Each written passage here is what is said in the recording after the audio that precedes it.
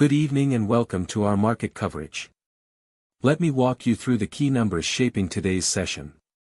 The VIX index sits at 16.76, indicating relatively calm conditions. The 10-year Treasury yield is at 4.36%. The dollar index has dropped to 97.98.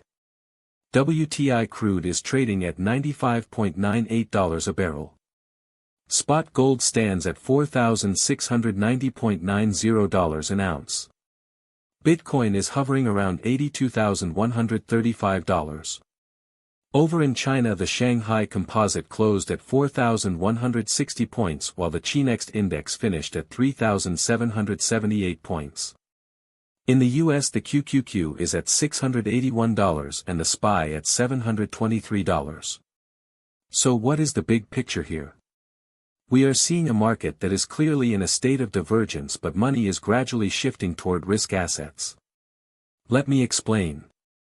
Chinese equities posted broad gains with the Shanghai Composite up 1.17% and the Chi-Next index surging 2.75%. US futures are also pointing higher with the SPY at 723. These are positive signals for equities. However, WTI crude tumbled 4.92% to $95.98, putting significant pressure on the energy sector. This structural divergence tells us that capital is rotating out of commodities and into equities. The weaker dollar, now below 98, is providing additional support for emerging markets. Looking at the flow of funds, the trend from Asia into Europe and then into US pre-market is continuing. Chinese stocks rose sharply on expanding volume, which suggests both domestic and foreign capital are driving the move. The 10-year Treasury yield dropped 1.36% to 4.36%, making risk-free assets less attractive and pushing money toward riskier assets.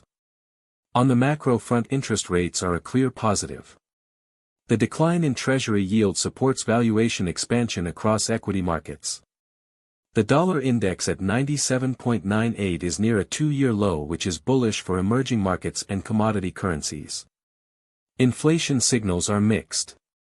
Gold rose 0.72% to $4,690, but crude oil fell sharply, creating a neutral to slightly positive bias for commodities. Geopolitical risks remain neutral with no major developments to report. For the core assets, we are leaning bullish on US equities.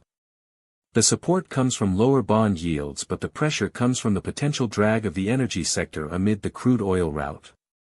Chinese equities are clearly foreign capital driven. The CSI 300 rose 1.45% on strong volume, which is a clear signal.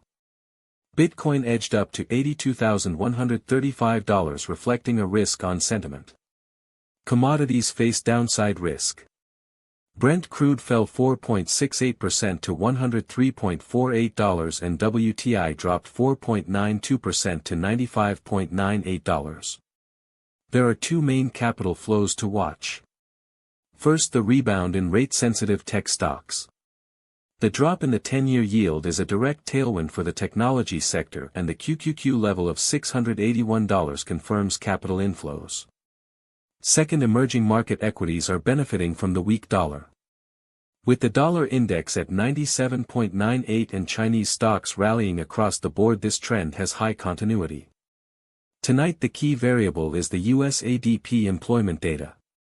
If the data comes in below expectations, we could see Treasury yields fall further, which would be positive for growth stocks. If the data beats expectations, yields could rebound and capital might flow back into safe haven assets. On the risk side, we need to watch crude oil closely.